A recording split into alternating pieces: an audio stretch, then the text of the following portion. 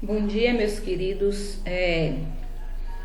Vamos aí prosseguir, não é? No módulo, na página 36 a 39, tem aí falando sobre a literatura jesuítica ou catequética, né? Eu peguei essas figuras, né, no Google para mostrar a vocês essas figuras, tá?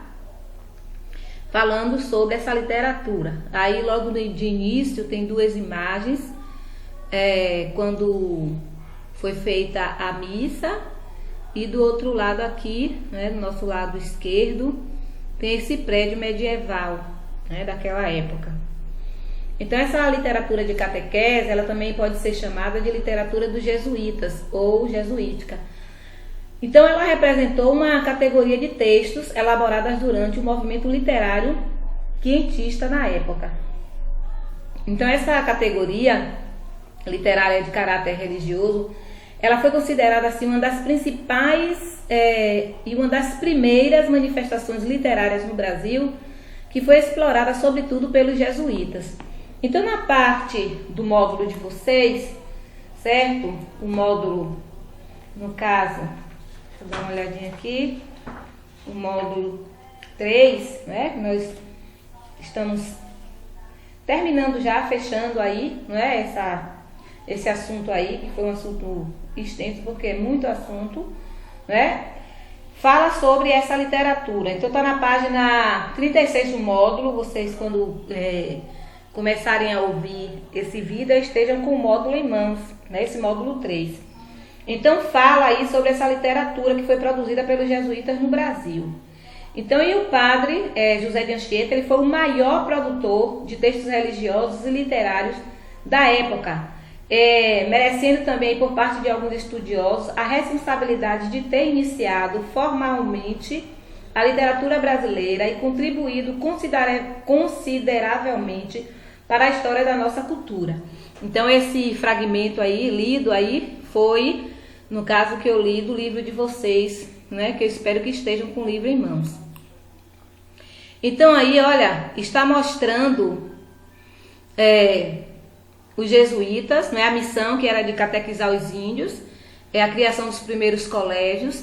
Aí vieram as produções. Que produções? O que foi que eles fizeram nessa literatura? Foram cartas, eles escreveram tratados descritivos, crônicas históricas, poemas de devoção, peças teatrais, né? Essas peças teatrais eram passagens bíblicas, porque na época, como era a catequese ali, eles queriam catequizar os índios, então eles fizeram muitas peças teatrais. E quem foram os religiosos que chegaram com esses colonizadores? Foi o padre Manuel da Nóbrega, Fernão Gardim, padre José de Anchieta, né? Aí eles tinham essa liberdade de expressão, as ciências, e tinha uma representatividade de contra-reforma. Era um pensamento contrário, né, ao pensamento de padre José de Anchieta, de Manuel da Nóbrega e Fernão Gardim, que estavam querendo ali catequizar, colocar a religião católica ali, não é, para o ensinamento dos índios. Então teve aí, vocês estão vendo aqui que isso aqui é um mapa conceitual.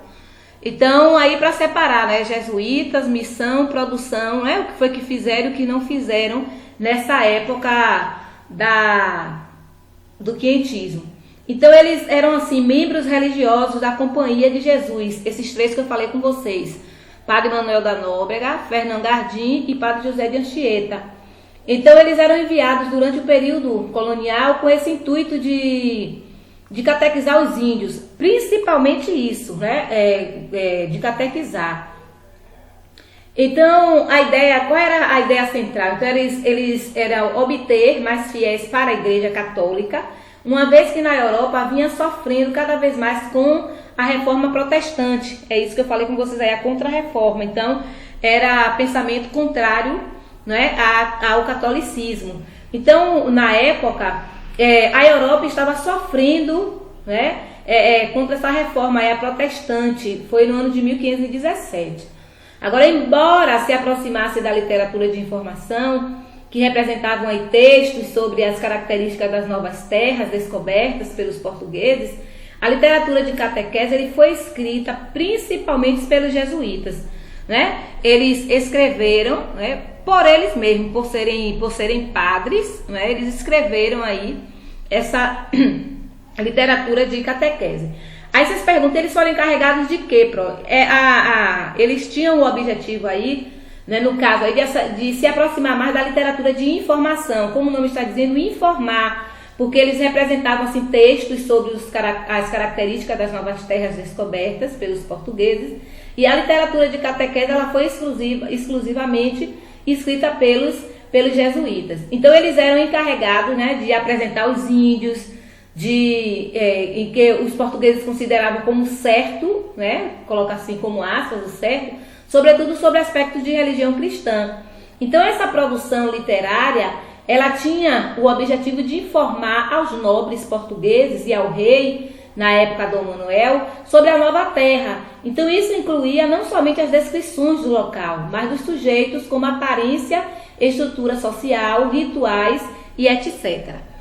Então, passando aqui, aí nós tivemos aí a Companhia de Jesus. Então, os padres jesuítas, eles chegaram no Brasil no ano de 1549, eles implantaram as primeiras instituições de ensino do país, e na visão deles, os índios eram pagãos, né, a serem convertidos. Então, eles eram pagãos, não sabiam nada, e eles tinham como é que eu posso dizer, desculpa, o direito de converter esses índios. Eles acreditavam que não existia salvação fora da igreja, que só tinha, né, a salvação se estivesse dentro, no caso aí, dentro da igreja.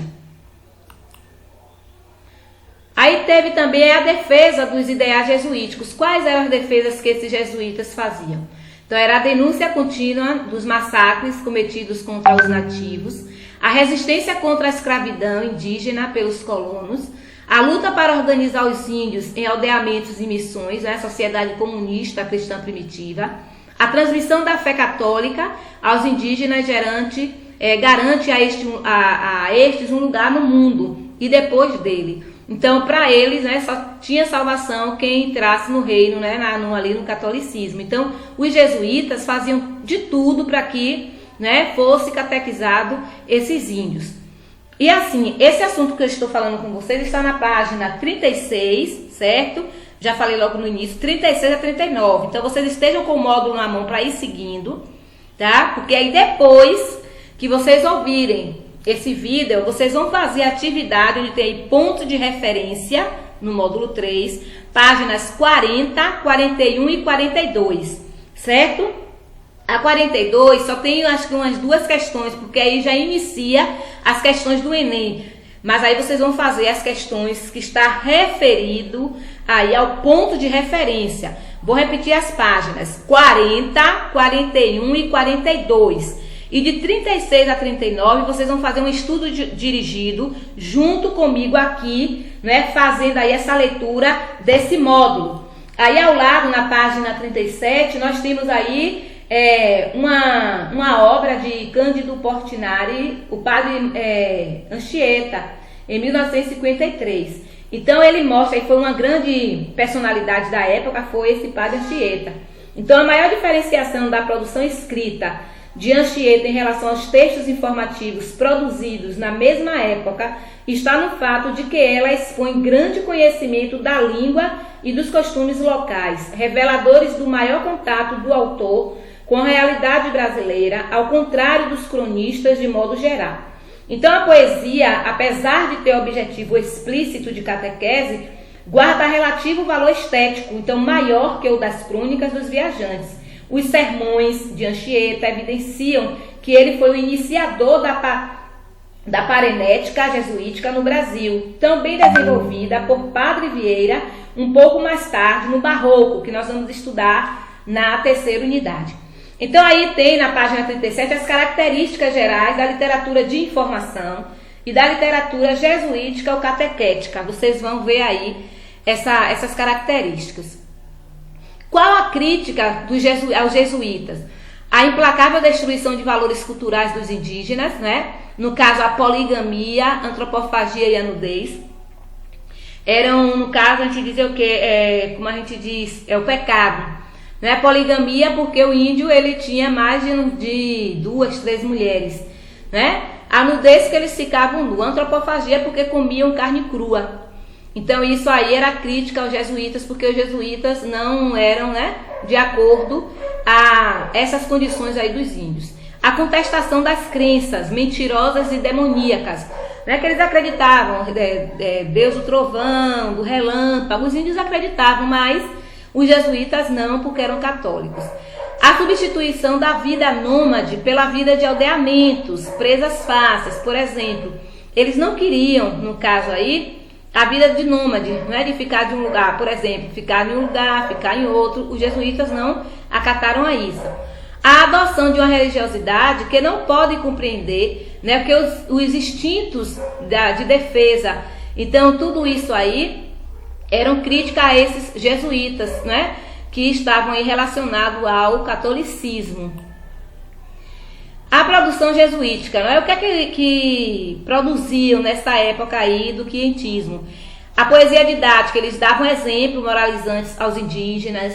A poesia sem finalidade catequizadora relacionada à necessidade individual de expressão. O teatro pedagógico baseado em textos extraídos na Bíblia. Eles tiravam muitas parábolas e contavam histórias para os índios. As cartas de informação, eles relatavam os líderes da Igreja Católica, né, portuguesa, como eles iam sempre, como eles viviam no Brasil, na época lá do descobrimento.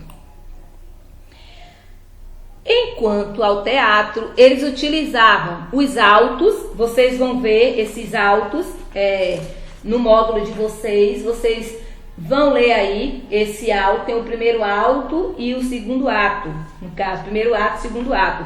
Na página 38 e 39, né, vocês vão ver, vocês vão ler para depois responder as páginas que eu pedi, 40, 41 e 42. Então esse ato aí foi por José de Anchieta, né, ele foi feito por ele. Esse primeiro ato aí, que foi o auto representado na festa de São Lourenço. Ele foi transcrito, né, na época por José de Anchieta. E as características dos jesuítas, eles tinham assim, defesa dos padrões católicos, o teatro com função catequética, a base medieval que era feita das produções dos autos, os textos em português, espanhol e tupi. Tinha também a produção lírica, dramática, a sermonística, né? O teor literário era assim, mais explicitado do que os textos meramente informativos, né? Que eles gostavam mais de ensinar, né, aquelas peças.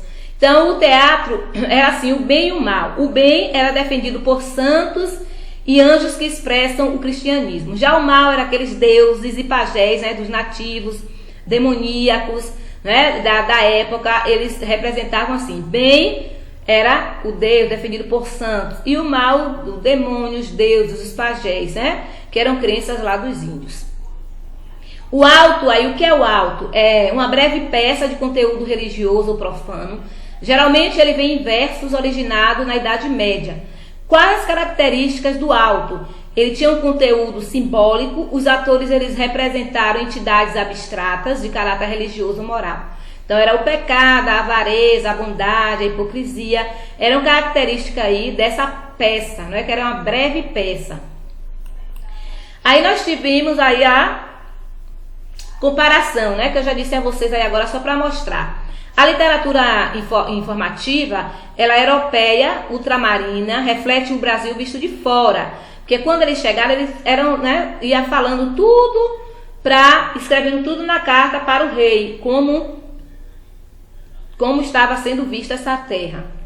Já a jesuítica era transplante literário da Europa para a América, que reflete o Brasil visto de dentro. Porque quando eles chegaram logo, né, no início, tudo por fora, mas quando eles começaram a investigar, começaram a explorar, eles estavam vendo, né, a beleza, a riqueza do Brasil. Então foram os primeiros em fazer literatura para o Brasil, foram os jesuítas.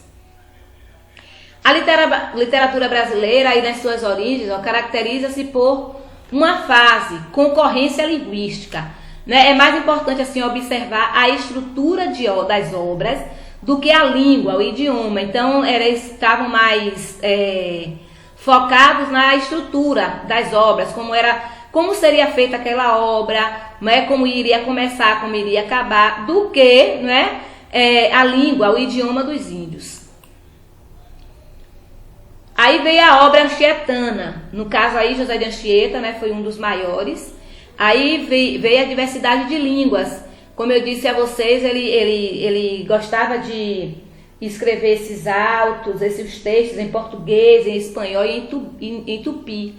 Né? Então, nos processos aí de interação linguística, sempre há uma fase de bilinguismo ou de polilinguismo. Né? O bilinguismo, duas línguas, polilinguismo, mais que duas línguas. Então, foi até o predomínio do idioma, né? Aquele idioma mais culto. Então, assim, eles não podemos dizer que a língua utilizada no Brasil no século XVI era portuguesa, porque estavam estudando bastante línguas, eram várias línguas, né? Dos tupis, tinha línguas de outras tribos, então era uma mistura completa. Aí, jesuíta, né? Esse Manuel da Nóbrega, primeiro veio José de Anchieta, aí veio também, Manuel da Nóbrega também participou dessa, como é que eu digo, meu Deus, dessa expedição aí. Foi o primeiro da missão jesuítica à América. Ele veio no Brasil com Tomé de Souza em 1549, né, que foi quando fundou Salvador. Participou da fundação de Salvador, olha só, e de Rio de Janeiro. Estimulou a conquista do interior, penetrando além da Serra do Mar. Foi o primeiro em dar exemplo, subindo o Planalto de Piratininga para fundar São Paulo. Ele juntou-se a Anchieta no trabalho de pacificação dos tamoios. Eles também tiveram esse dever também de fazer isso com os tamoios. Os escritos formam o primeiro marco literário produzido no Brasil. As cartas relatavam o início da história do Brasil. Isso tudo, gente, foi Manuel da Nóbrega. E os cristãos viam os índios como um papel em branco, onde se podia escrever as virtudes mais necessitadas. Então, fizeram procissão com grande música, né? Respondiam às trombetas, ficaram os índios espantados de tal maneira que depois pediam ao padre, né, para navegar com uma procissão que fazia. Então, no caso aí, eles fizeram tudo isso para que os índios, né, tivessem realmente ali aquela religião, a religião católica. As obras foi Diálogo entre a Conversão do Gentio, tem um grande valor literário. Caso da Consciência sobre os Libertadores dos Índios, Tratado contra a Antropofagia, também, né, foi uma das obras. Aí veio o padre José de Anchieta. Vocês viram que a primeira eu falei de Manuel da Nóbrega, né, iniciando também falando um pouquinho de José de Anchieta. E agora vamos falar um pouco sobre o padre José de Anchieta. Ele chegou no Brasil apenas com 17 anos, né, novo. Era espanhol, teve um papel importante na fundação de São Paulo e na catequese dos índios também. Iniciou a terra no Brasil. Pesquisador tanto do folclore como a língua indígena, né? Então, no caso aí, mais tarde eles adquiriram, né, no caso os três jesuítas, um cunho pedagógico e educacional. Então, vale destacar que além do trabalho de catequese realizado entre os índios, os jesuítas também promoveram a educação no país, de forma que fundaram os primeiros colégios no Brasil. Então é de grande importância, né? É de qualidade aí esse estudo, essa catequese feita pelos jesuítas, tá? Ele é conhecido como Abarebebe, Padre Santo Voador em língua tupi. Então, Abarebebe significa Padre Santo Voador em língua tupi. Predisposição por caminhar 2 vezes por mês a trilha litorânea de 105 quilômetros, né? Iriritiba, Ilha de Vitória. Percurso ele é percorrido por turistas e peregrinos à semelhança do caminho de Santiago lá na Espanha. Obras refinadas dele. Poemas e monólogos em latim que parecem destinados a satisfazer suas necessidades espirituais mais profundas. Obras didáticas foram hinos, canções, especialmente os autos, que visavam infundir o pensamento cristão nos índios. Os autos eram obras teatrais onde o autor tenta conciliar os valores católicos com os mitos indígenas. Então, por isso que eu quero que vocês deem uma lida nessa página, a página 38 e 39, que tem aí um trechozinho do alto. Tem o primeiro ato e o segundo ato. Então, vocês vão ler, certo? Não deixem de ler, para depois responder a atividade da página 40, 41 e 42, estou reforçando. Aí vem o bem, era defendido, como eu disse antes, por santos, anjos, expressava o cristianismo, e o mal eram deuses e pajés, né, dos nativos, misturados com os demônios da tradição, no caso, católica. Destacam-se aí, né, na obra dele, do Santíssimo Sacramento, a Santa Inês, que eram poesias impregnadas de ideias religiosas e conceitos morais e pedagógicos. Na festa de São Lourenço, também é uma obra dele que se destaca. O Alto da Pregação Universal, o Autos. As peças de teatro lembram também a tradição medieval de Gil Vicente, que já estudamos na primeira unidade, que foram feitas para conciliar os valores católicos com os mitos indígenas. Os poemas. Como eram esses poemas, né, de José de Anchieta? Simples, objetivava despertar a devoção do índio, né, nesse caso aí. Ele tinha todo esse cuidado com o pessoal, né, com os índios, no caso, que eu estou falando. Eram copiadas e adaptadas e distribuídas para serem cantadas nas igrejas. O objetivo ele não era estilístico, mas pragmático. As verdades religiosas organizadas segundo a finalidade a que eram destinadas, uma matriz persuasiva e mantinha uma dicotomia medieval. O bem e o mal sempre era, né, predominante. Antigamente eu morrendo, um ataque de demônio prenderia a minha alma pecadora, destemendo o mal, agora eu amo a Jesus meu Senhor. Então isso aí é um poema, né, que entrava a isso aí. Então a literatura jesuítica ela é bastante interessante. Então o que foi, as características, os autores, as obras. Então ela teve um importante papel nos períodos, né, que seguiram aí o descobrimento do Brasil. Devido aí à sua importância histórica, essa literatura ela consiste em um dos conteúdos mais comuns em provas de todo o Brasil, nas escolas, por isso que a gente estuda nos vestibulares, concursos, etc. Então, para saber detalhes sobre essa literatura aí, a gente precisa estudar, né, e ler artigos, ler, né, jornais, para que a gente possa ficar realmente inteirado nessa literatura jesuítica. Então, essa literatura, quando eu digo que foi, então ela também foi chamada de catequese, não é? São textos assim que foram produzidos durante esse período. Esse movimento literário começou em 1550 e terminou em 1601. Então, a literatura dos jesuítas, como o próprio termo sugere, ela é marcada pelo forte teor religioso e é considerada uma das primeiras manifestações da literatura brasileira. Ela foi elaborada exclusivamente pelos jesuítas, né? Chegaram ao Brasil com a missão de evangelizar esses índios. Então foi exclusivo por eles. Então essas características eram de linguagem fácil de compreensão, né? As características dos jesuíticas, produziram em caráter religioso e documental, eram crônicas de viagem. Essas crônicas vocês sabem que são fatos que ocorriam, né, no dia a dia, no cotidiano, como hoje atualmente as crônicas dessa forma. A poesia também era de fácil compreensão. Os teatros eram baseados, como eu disse anteriormente, era pela Bíblia. O objetivo era de pregar assim, um senso moral aos indígenas. Então, os principais nomes, né, dessa jesuítica foram o que eu falei: Padre José de Anchieta, Padre Manuel da Nóbrega e Fernão Gardim, certo? Fernão Gardim. Esse Fernão Gardim ele foi outro dos autores da literatura brasileira jesuítica. Ele foi outro. Além de Fernão